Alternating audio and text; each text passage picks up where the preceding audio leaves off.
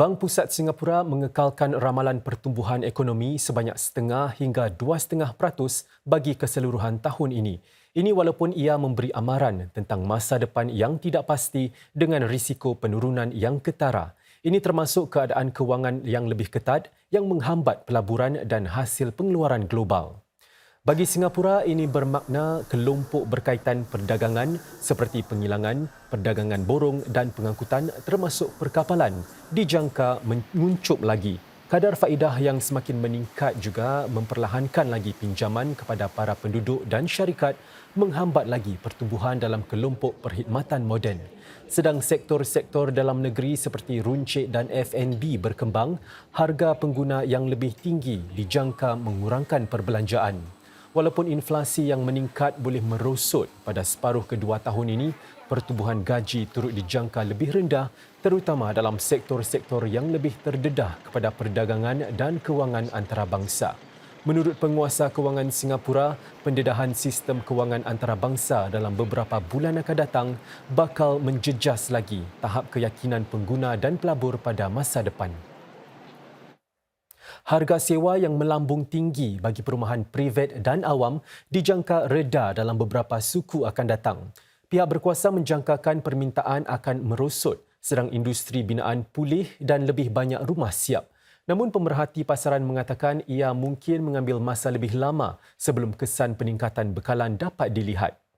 Menurut Kementerian Pembangunan Negara MND, harga sewa bagi perumahan awam melonjak 38% sejak tahun 2021. Ini lebih-lebih lagi bagi rumah privat yang menyaksikan harga sewa naik 43% berbanding 2 tahun lalu. Peningkatan dalam harga sewa kedua-dua perumahan privat dan awam disebabkan permintaan tinggi dan juga bekalan yang berkurangan semasa pandemik. Namun dengan sekitar 40,000 perumahan awam dan privat dijangka siap tahun ini, MND menjangkakan permintaan akan menjadi sederhana dan harga akan terus reda dalam beberapa suku akan datang. Sedang Singapura pulih daripada pandemik COVID-19, Menteri Tenaga Manusia Dr. Tan See Leng berkata, negara ini mesti memanfaatkan rentak pemulihan untuk transformasi tenaga kerjanya. Dalam amanat sempena Hari Buruh, Dr. Tan berkata ia adalah satu peluang untuk bekerjasama dengan orang ramai menerusi tunggak memperkasa dalam inisiatif Melakar Hala Tuju Singapura. Harapannya adalah untuk menawarkan peluang dan memberi jaminan kepada semua rakyat Singapura pada setiap fasa kehidupan mereka. Dr. Tan menambah, Singapura sedang berusaha untuk membangunkan sebuah pasaran buruh yang inklusif. Ini bermakna setiap pekerja dengan kemahiran berbeza akan berasa sumbangan mereka dihargai dan boleh menjalankan kerja dengan rasa terhormat dan bermatlamat. Beliau berkata selepas membuat sumbangan sepanjang hayat, para pekerja yang akan bersara juga memerlukan jaminan bahawa keperluan asas persaraan akan dipenuhi. Dr. Tan turut menekankan peri pentingnya mewujudkan tempat kerja yang inklusif buat semua selain memperkasa para pekerja lemah dan meningkatkan kemahiran para pekerja ke tahap selanjutnya. 1 dalam 10 remaja Singapura didapati mengalami sekurang-kurangnya satu masalah kesihatan mental seperti kemurungan. Demikian antara dapatan satu kajian yang dijalankan semasa pandemik COVID-19 untuk memahami kesihatan mental serta daya tahan remaja berusia 10 hingga 18 tahun. Kajian itu juga mendapati 6% responden bertambah baik daripada gangguan mental yang dialami setahun sebelumnya. Setiap 1 daripada 3 remaja dilaporkan mempunyai simptom emosi seperti rasa keseorangan dan keresahan. Itulah antara dapatan kajian Universiti Nasional Singapura NUS yang dijalankan dari 2020 hingga 2022. 1 daripada 6 pula ada simptom tingkah laku seperti terlampau aktif atau agresif. Lantaran itu, pemerintah digesa memberikan lebih banyak bantuan bersasar kepada mereka yang terjejas. Satu lagi keprihatinan adalah bagaimana penggunaan berlebihan peranti digital dan media boleh menjejas kesejahteraan mental. Buat masa ini, terdapat usaha sebuah pasukan bertindak pemerintah bagi membantu ibu bapa menyokong anak-anak mereka berhubung perkara tersebut. The task force has focused on coming up with this parents' toolkit, toolbox, with knowledge and skills and actionable strategies for parents to support their children's mental health and well-being.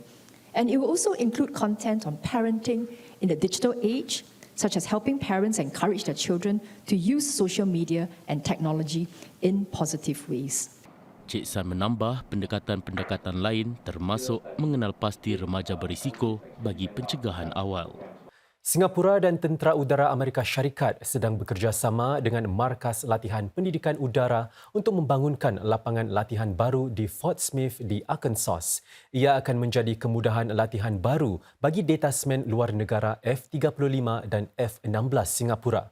Menteri Negara Kanan Pertahanan Heng Chee How berkongsi perkembangan ini di lapangan latihan yang terletak di Pangkalan Tentera Udara Luke di Arizona. Ini sedang Angkatan Tentera Udara kedua-dua negara menyambut ulang tahun ke-30 latihan bersama.